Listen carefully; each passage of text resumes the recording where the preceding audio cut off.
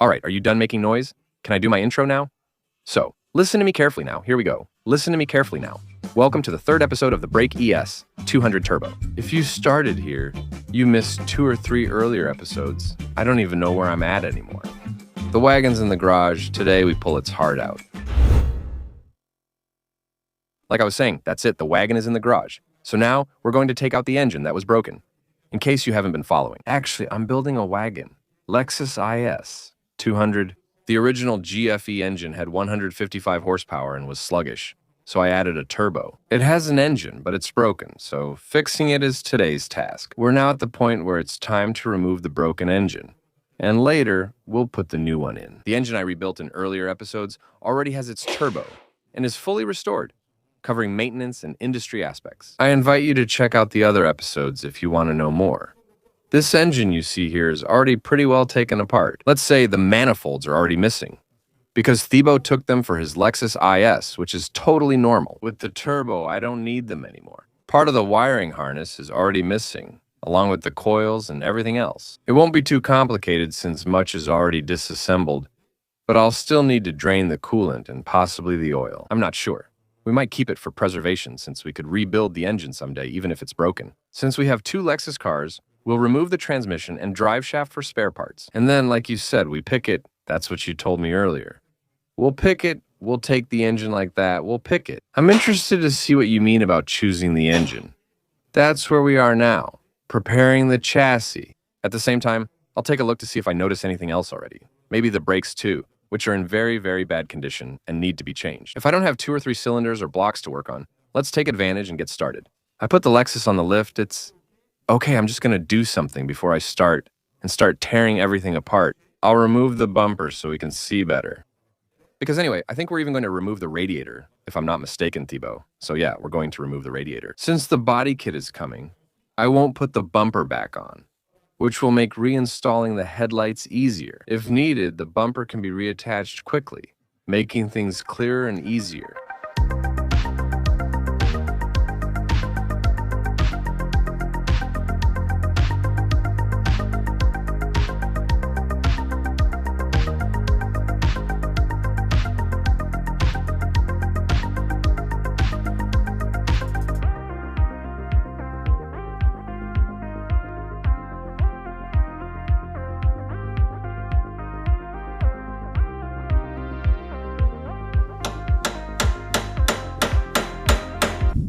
"20 minutes wasted because of this screw, which is a tuning screw.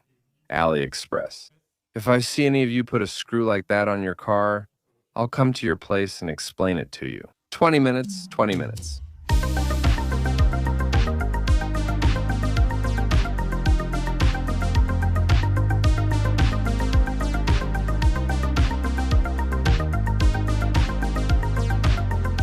I'll skip these steps since they're not interesting. I'm checking the engine, delay relay, heating relay, and related parts. I'm unplugging and stripping things down, just removed what I think is the ground wire from the harness. Nothing interesting. I'll update you later. When we get to a main step, let's say taking out the heart, you'll have a chance to make fun of me. I'm at the part where I'm working on the right side of the engine harness to remove everything and take out the harness with the engine. I just realized something. Remember this step? These are wires to cut and connect together, basically, to synchronize the 2 lambdas. So nothing too difficult, perfect, it's here, it's right here.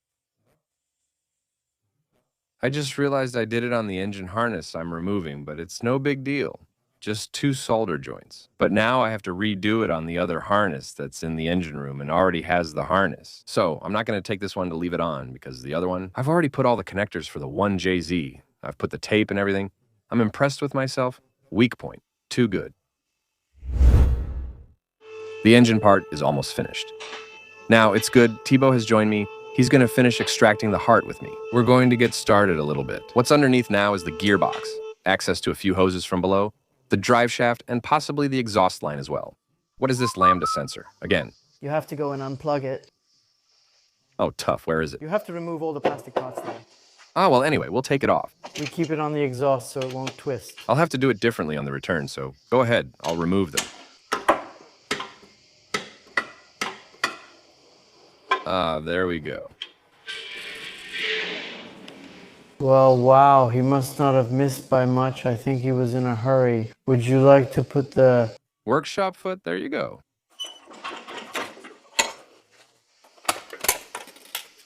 We lowered the car because we had the drive shaft there. Sorry, I'm not filming much right now because Thibaut is going way too fast for me to take the time to film. And at the same time, he's not waiting for me. When it comes to taking things apart, this guy is a machine, he asked me. We lowered the car here.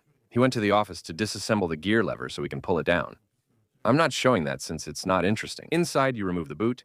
You have 4 screws. You remove a boot. You have 4 screws.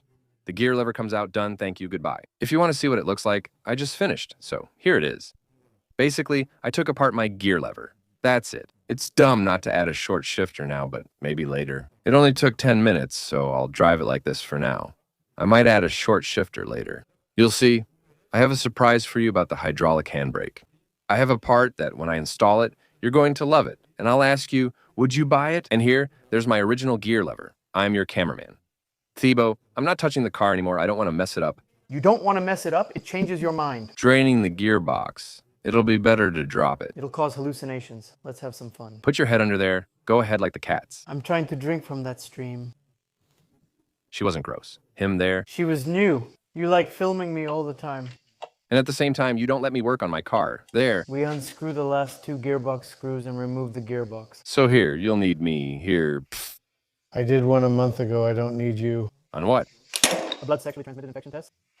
Braga, yes, that's right. It's beautiful and feels good underneath. You're really enjoying yourself. Me too. You love working on Toyotas? I do, and I'm glad I convinced you. You're easy. No, I was already. Yeah, it's true that you're pretty open-minded about cars. Come on. You need to lower it a bit because I'm short. You know, it's hitting my head. Oh. All right, now guide me. Bootleg like this, tuck, tuck, tuck.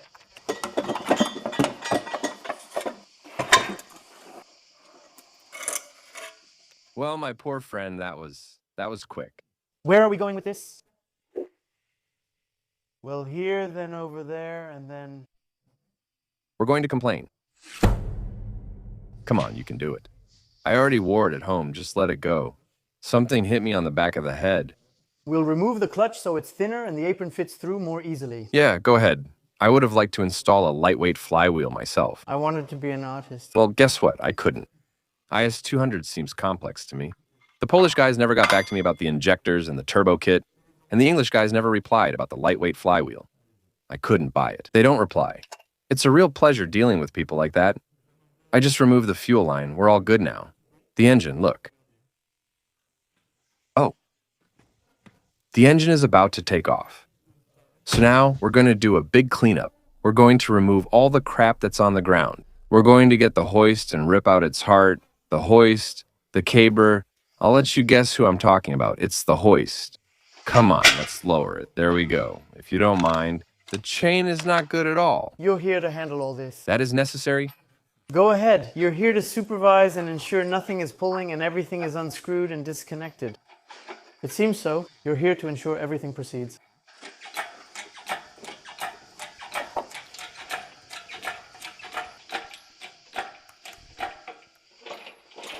There we go. Nice catch. The engine's out. That's the end of our first day. Dear subscribers, it's the next day. The station wagon is ready to be washed, and I'm about to give you a satisfying moment. Cleaning the engine bay.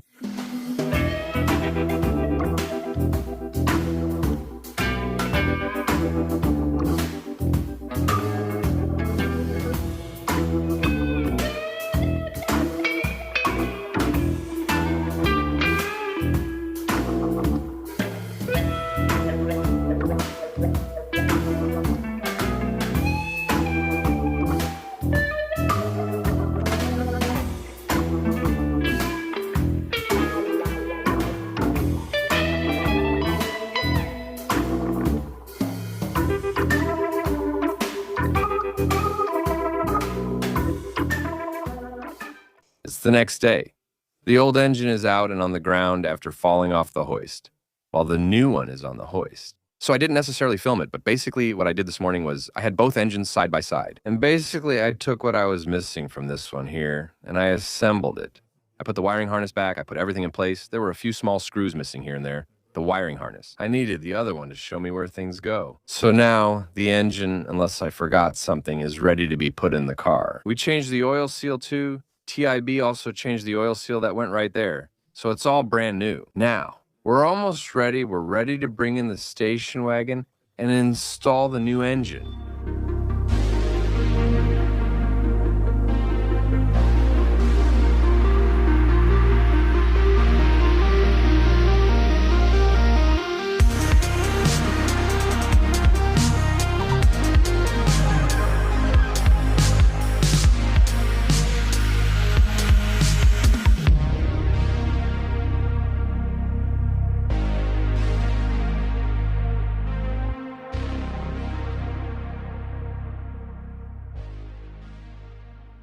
There we go, the engine is in place.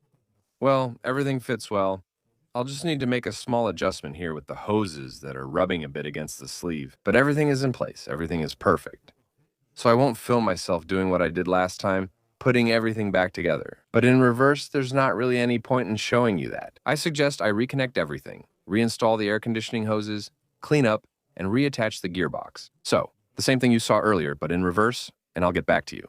The next step, we'll meet again on Monday for an update on the car's progress. Things have progressed. As I said, I didn't film everything since it wasn't useful, but here we are now. It's Monday at the end of the day. I'm about to leave, but I'll give you a quick update on my status. The engine remains, so progress seems slow. While little appears different, much work has been completed. I reinstalled the radiator but haven't secured it since I'm repainting the brackets. I also haven't reconnected everything. What else have I done? The wiring harness is fine and fully connected. I reinstalled the starter with the thick cable to the battery. Yes, I'll show you anyway.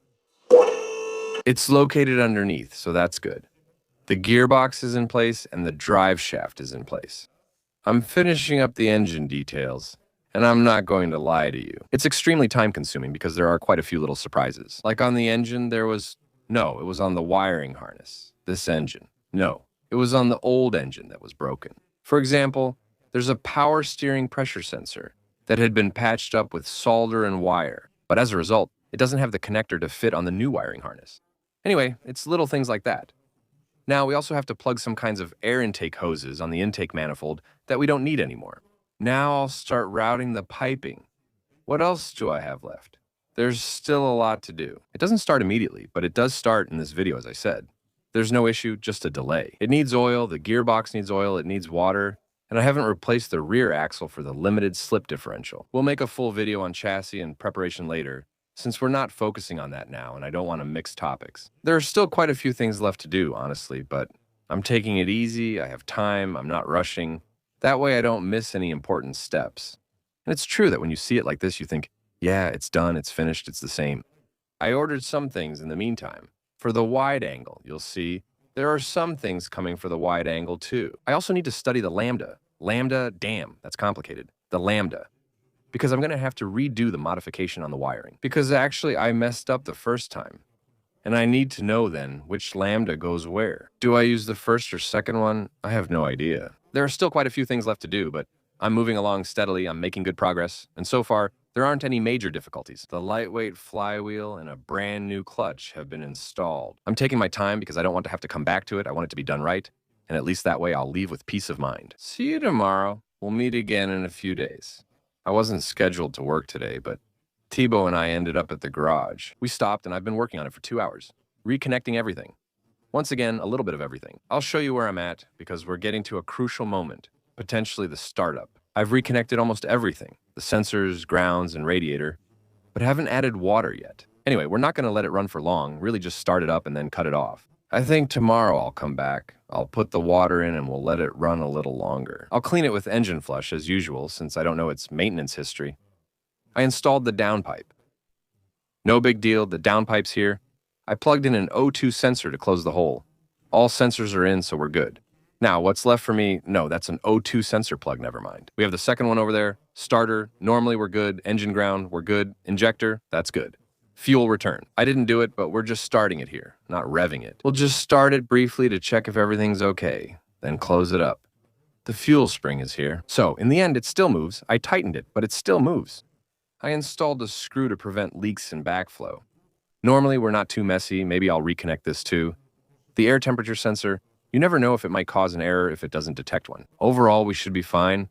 Now I'll lift the car one last time and add transmission oil. Once that's done, we'll do another checkup with Thebo. We should then be able to start. The transmission oil is in, that's it. We can start the first ignition. I connected a booster because I don't have the new battery yet. Tebow had me remove the fuse and the fuel pump relay. We're priming the oil in the engine block and turbo to prevent damage. A smart move on his part. We'll start by building oil pressure, then I'll restore injection. I'm not sure if it has fuel or how old it is. It's mainly to start it, check if it runs, and see if I missed anything. At worst, it might just shut off. Do we have any fuel? I can't remember. Yeah, there's plenty, right? Well, if that's the tank you have, well, go ahead, test it. Go on.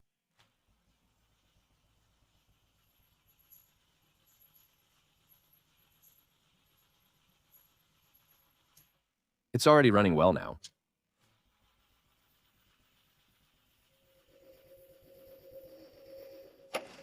Watch, it's going to splash. Once the oil pressure is steady, see if it comes out. Go ahead and watch. We don't have a way to check the oil pressure.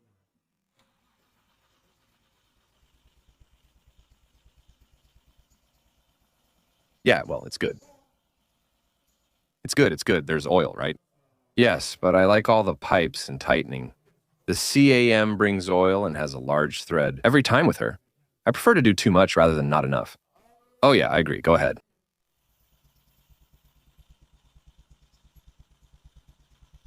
So it's all good. That's fine. First start.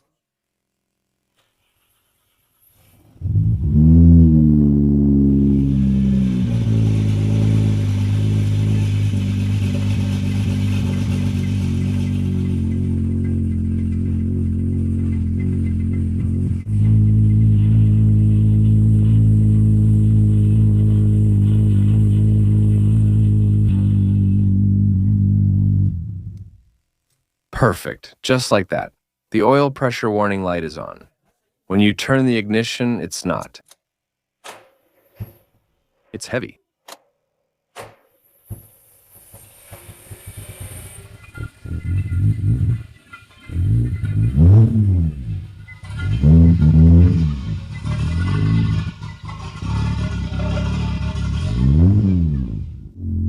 Come on, go ahead. It's good. See you tomorrow. I'm excited to drive this car. It's the next morning, and I'm starting it up again to see how it runs. I'll put it under Thebo's ABM and start working on the piping now. Damn, it starts. Perfect. Oh, the clutch. It's the first time I'm driving it. It's the first time I'm driving it. Oh, the clutch. It's perfect. The accelerator pedal's really sensitive. Damn. Oh, wow, I can't wait. I can't wait to drive it. Come on, come here, my baby. Oh, wow, I can't wait. It's gonna be wild. We'll handle the piping, so it should be easy, but also a bit tricky. We need to figure out what's in this box and where everything, including each pipe, goes. I've already assembled and understood this. It wasn't hard. We need to try to figure out where these elbows go, where these elbows go, and where this goes. Is it already formed? Is it actually ready to be assembled? I want to say yes, since it was handmade and likely made from a plan. This one's also wrapped, so it must be very specific. I'm going to try to figure out where each part goes with the hoses, and it's going to be kind of like a Lego to understand. Up to coming to the front, where we're going to install the intercooler right there. Well, here, I've opened up all the hoses a bit. One is different. It's 50 on one side and 63 on the other, while the rest are 57. So I think logically that's going to be it. The intake pipes, so 63. Indeed, we're good. That's really ugly. I'm going to try to shorten it. Once that's done, I want to tune the brakes. Hit song like that goes down. Good thing I didn't film it. He's over there making fun of me. I've been on it for about an hour and a half. I really needed to have a clear head because actually, I didn't have the combination or the layout of all the pipes, which way they go and what order they go, and I think actually there just isn't any layout. Actually, I think in the kit, they send you a lot of pieces that you generally see on piping, and after that, it's bit by bit. Figure it out yourself. I had done some before, but at first, I just tried to figure out which tube goes where. That's what I saw on all the IS. We're doing a trial assembly. I'll shorten the hose so the tube sits lower, and in the final assembly, it'll be much lower. So, unfortunately, I'm going to be missing a few little things, like here. You see, there's a tube here, a tube that goes downwards. I'll be missing a 45 deg hose, which isn't included in the kit. And that's what I saw on other pipings, by the way. They had put a 45 deg hose, so basically what I did was lower my piping. Here, it's still really close to the Klim compressor pulley, but we're going to secure it so it doesn't move. It's like the chaser, same spot. It goes through the fender, comes back at the level of the intercooler. So here, I made a little straight pipe that I was missing to connect to the intercooler. It goes through here, goes into the fender, and basically comes out over there. You can't see it well in the back, and it leads to the turbo. I think this car looks so I made it a bit bigger. But here, the opening to the right of the piping that you see, I didn't do it. I have the same thing on the other side. So there's a world where, in another life, this car must have already been supercharged. I'd guess it's a supercharger, since there are no signs of a turbo, but it does look supercharged. So that's why I'm a bit sharp about it too. Which way to go? Even though, anyway, you don't have a lot of options, you only have one. I'm done for today since it's not working and I'm missing some things. I'll order the hoses I need and come back once I have them. Meanwhile, we can handle the fuel return. I haven't done it yet, but I'll do it tomorrow since I need the lift now. And there's some kind of big BMW turbo on top, so the lift isn't available. So what I'm gonna do is make a diagram, order the parts, and go home. I take back what I said.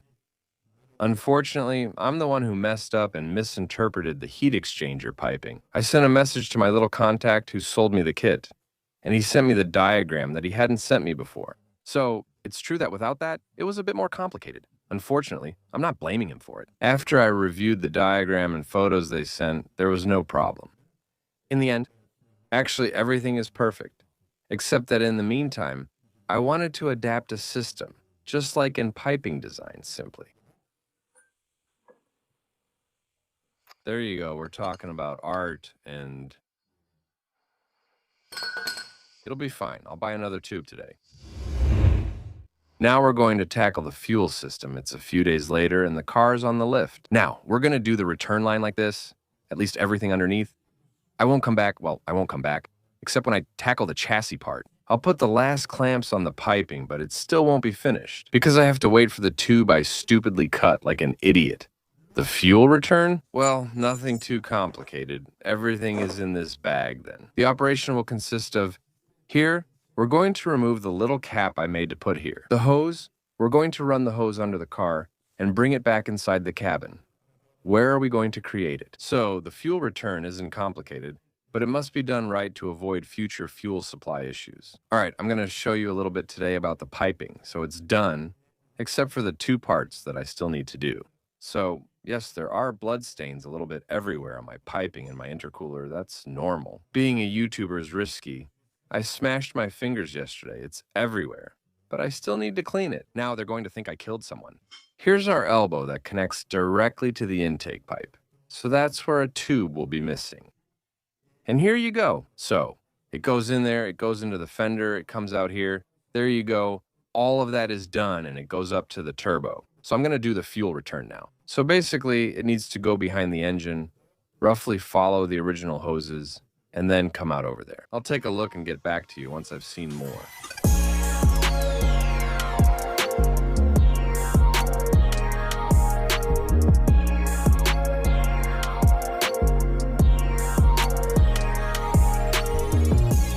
On the body side, it's good, it's done well. Well, nothing too complicated. Basically, I'll try to show you the hose I just routed. Here it is, so it actually runs alongside the brake lines, if I'm not mistaken, and the fuel supply lines. It's just hanging here. I'm gonna get in the car and see where it comes out. I'm going to remove my seat and then I'll run this little piece straight up and up there. I'll connect it too. At the engine level, the seat has been removed, so the fuel hatch is here. So normally the whole fuel system is here. So we're going to take this off and we'll see if I can get to my little hose or not. Okay, all right. Come back here, you. So, as I was saying, if I can basically get under the car to see where I can run the fuel return line, some light will help. Oh, it's never been taken apart. Oh, damn, no, it's never been taken apart. I can see some light underneath. Apparently, the hose goes on the left side. Yeah, I think I figured out the path. All right, I got it through. Well, nothing too complicated so far. We'll leave it long like this for now. At least I'll cut it to the exact millimeter there. The next step will be to take out the cylinder so we can drill and install the fuel return. That's not everything. Fortunately, it comes with plans. I think we also need to tinker with the inside, and I'd like to change the fuel pump too. I have a 255 liters per hour one. Unfortunately, I took it from an old car and don't have the connector, so I ordered one, but it hasn't arrived yet. I won't show that in the footage, since I'll return to it later and want to do it quickly. It's always a bit annoying to come work here. So now I'm going to leave, I'll create my return, and then, off camera, a few days later, I'll change it. I'm installing a 255 liters per hour fuel pump I already had at home. It's ethanol compatible. We got this recently. It has 330,000 kilometers. I'm not sure if it was changed, so to be safe, we're replacing it. This way, if it fails, we can't blame it. So I have my cylinder, and honestly, it's explained really well. Apparently, I need to put the fuel return here. So I have to drill a 10 MEM hole. Yes, that's correct. There's already a hole underneath for the return line. There's this to put in, which you just lock from underneath okay, and on top, I put this little adapter. In itself, it's nothing too complicated. So you put this in the pump cylinder, then you sandwich it with the little gasket and everything.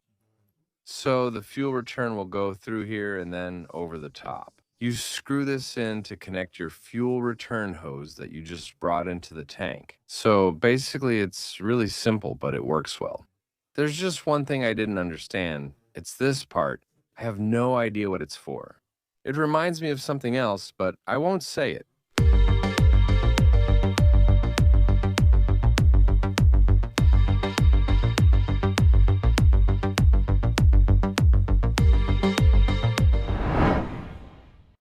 I'll stop here and take my time. I'll resolder my cables for the new connector on Tuesday. I'll see if I can. Yeah, I can close the tank by just putting this back on. That way, at least all weekend it's fine, since today is Friday and Tuesday. I'll come back to do that. I'm also going to connect the regulator to the engine. This way it's done. And usually I won't need to go under the car much anymore. Everything will be done from above, so we're making good progress and getting there little by little. I think next week towards the end anyway. I have a checklist. I'll look at it next week and see you in a bit. Once again for you,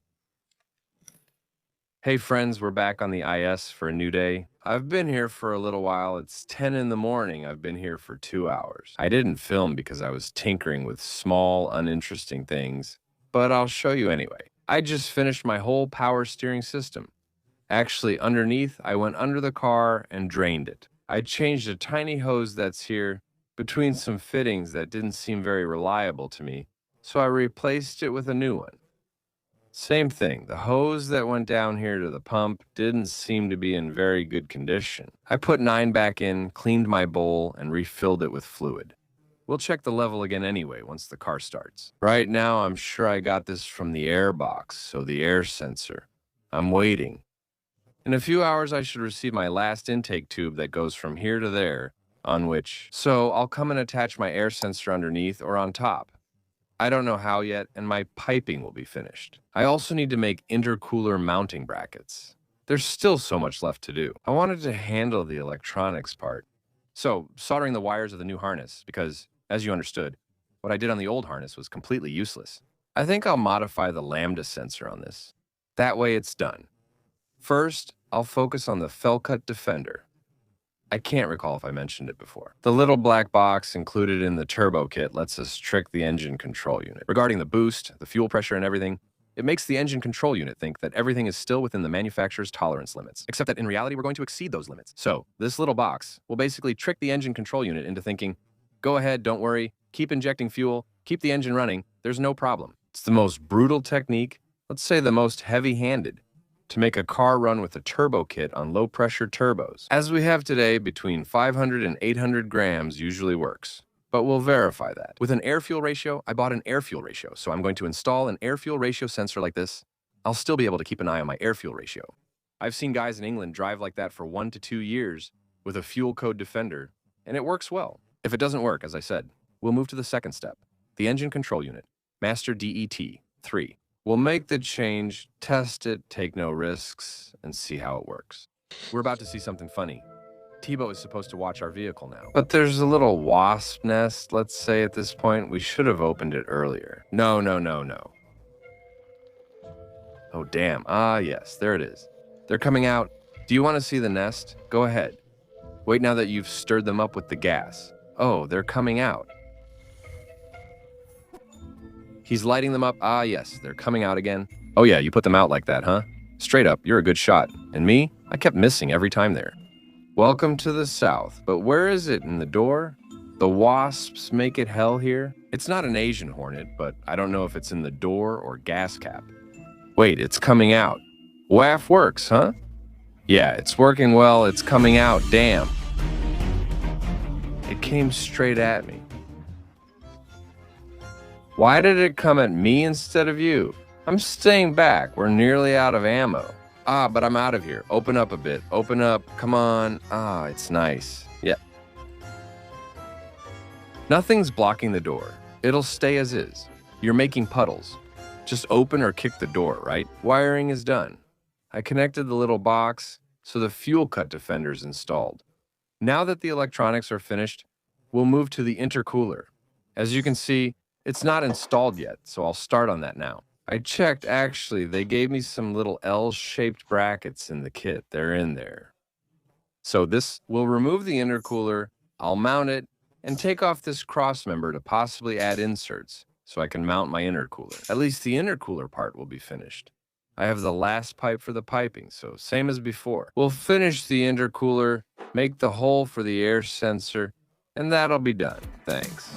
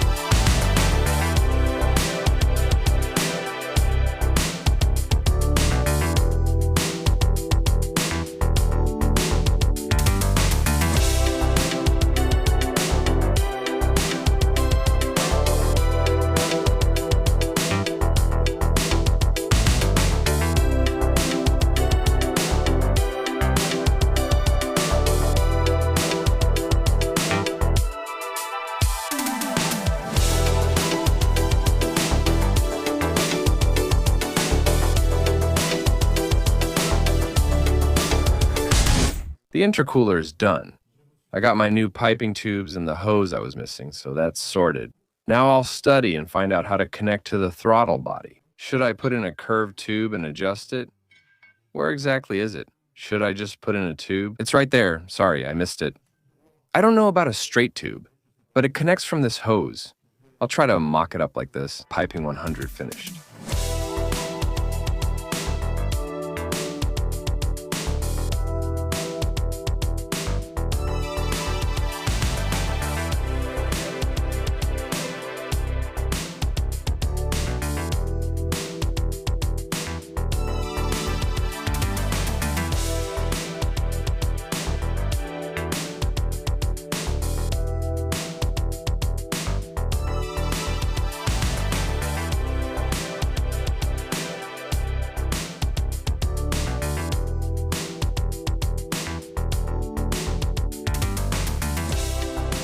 We're just minutes away from starting and driving the station wagon.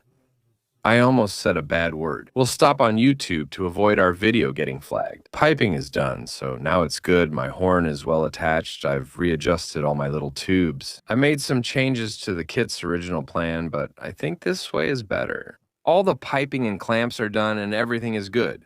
I just need to finish the fuel pump. I just want to say, let's drive. That's it, plain and simple. We're literally in the last few minutes before starting up and it's road ready. So now, I took off my fuel pump because that's it. I'll be able to put my pump in. High flow is already installed in the vehicle, or at least in the cylinder inside. But I didn't have the connector. Now I got it. I adjusted the hose here a little bit more. Thibaut cut it for me because I'm not an expert at cutting hoses. It used to touch the hood, but now it doesn't. I put the filter on and everything is in place. We'll start it up, test it, then change the oil again with engine flush. The exhaust line gasket still needs installation. I have to make a round trip to my place since they just arrived, which is a bit annoying but unavoidable. If I want to try it tonight, I won't wait until tomorrow. I never do. So I'm going to make a quick round trip to my place to get the exhaust gasket, because right now, it's not drivable, unfortunately. And if there are any noises, we won't hear anything at all. We're finishing the last welds on the fuel pump. Then I'll reassemble everything and do a round trip.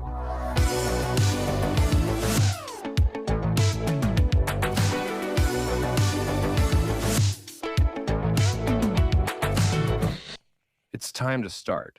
We're launching it for the first time with everything ready. I'm going to start it briefly since there's still no exhaust gasket. I'll get the exhaust gasket from home since the lifts aren't available. I'll put it back on the lift, put the gasket on, check the fluid levels again, and then we'll drive it. We'll get it started a bit. The fuel. Quarter turn, there you go, I was going to say, because normally there's no more fuel.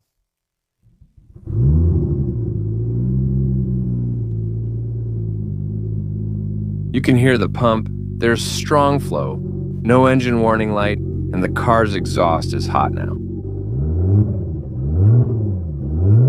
Pretty good, come on. It's smoking, Wakeham. Heading home, it's 8 p.m. I put the car back on the lift. I was calmly reattaching my line to go for the first road test, but someone decided to give me a very unpleasant time. He won't let me take my car for the test drive. As long as I haven't wrapped this, my downpipe. I hate using this, and for those who've already used it, do you know why I hate using this thing? Because afterwards, your arms, fingers, and hands itch for 17 and a half years easily. Thibaut tells me no from behind, insisting we follow his way, and we all know it. But I never did it, since I stopped that day. We'll soak the fabric in a basin and place it on top later. We'll try.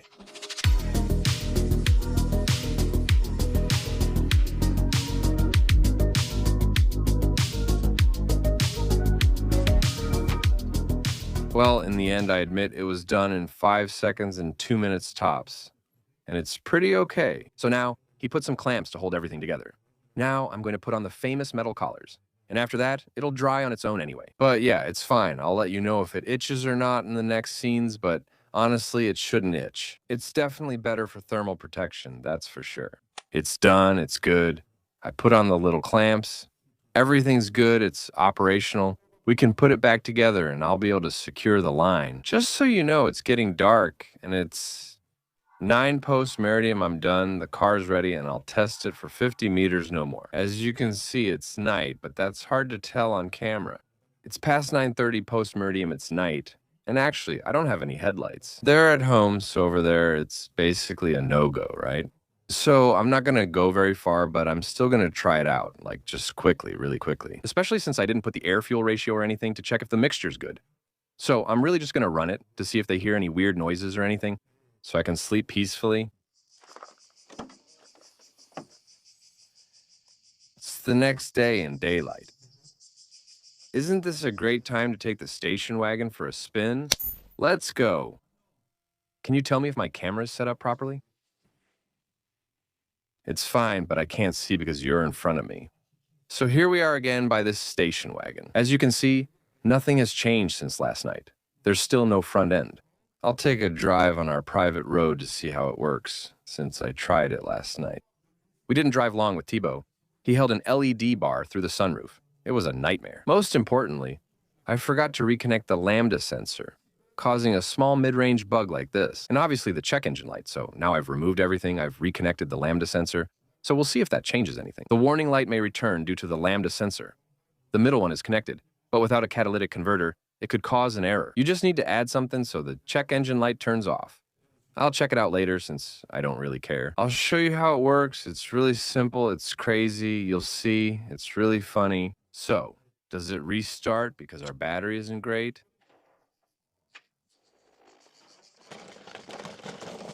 It starts. I feel like I'm 77 years old. The negative on the positive on the negative.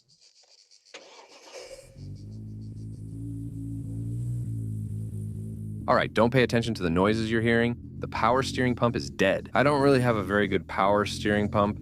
Luckily, I have 3 others, so I'll change it in the next few days. It's running a bit rough right now. That's my first impression. Already, what I can tell you is that it drives like an IES, just normal, you know?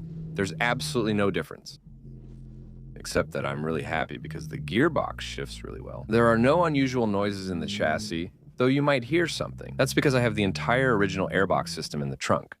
So it might make a little bit of noise, but there's absolutely no noise coming from the suspension. The clutch is buttery smooth, everything feels new, and I'm really happy. The car has low mileage and smooth gear shifts. The gearbox is original with 330,000 miles, but it's new and reliable. The brake noises are loud because they're completely corroded. It hasn't moved from my place in ages, but luckily I have everything I need at home now. Everything arrived yesterday, including new brakes. The next video will cover chassis prep. Everything is arriving at my place little by little, slowly. We're going to warm it up a bit. I'll get back to you when it's warm. So I don't know if you'll be able to hear the turbo sound well, but in real life, the turbo sound is 10 times louder than in the videos I made last night.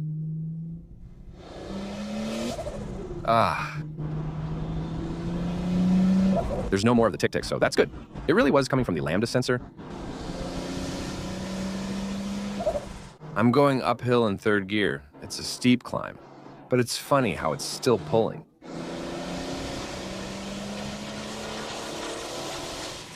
It's really working well. I'm not a test bench. I'm not a bench expert or anything, but I think here, the 250 horsepower. 240 should be there. The 100 horsepower, more or less, should be there as well. It's good we've got them, no problem. It's really very funny.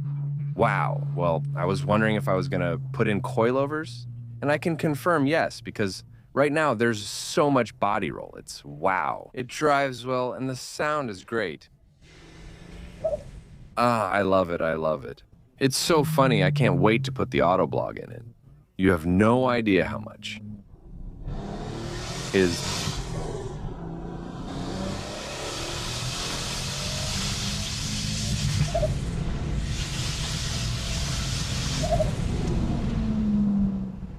way too funny. It's doing tota again. Yeah, I don't like it. It doesn't like it. So around 3,000. There's a bug, seems mid-range. It's odd. We'll see with the air-fuel ratio anyway. That's why I'm not going to drive much, because I still haven't installed the air-fuel ratio, so I can't tell if I'm running rich, lean, or whatever. That's why I do 2-3 runs, then store it in the garage and leave it alone. Well, there you go. I want to say the project is finished. In quotes, it's functional. I'm very happy. It's exactly the results I was expecting. The upcoming videos will focus on aesthetics. Since there's no body kit or lights, we'll work on the car's appearance. I'm going to combine that with the chassis part, handling the chassis, handbrake, and hydraulics, and all the following details, so the next episode will focus directly on driving. If you haven't yet, make sure to subscribe to the channel. That's all I ask, and thank you so much for watching my videos. I hope you enjoyed this video. I really enjoyed sharing this with you. I'm so happy I finally got my turbo wagon.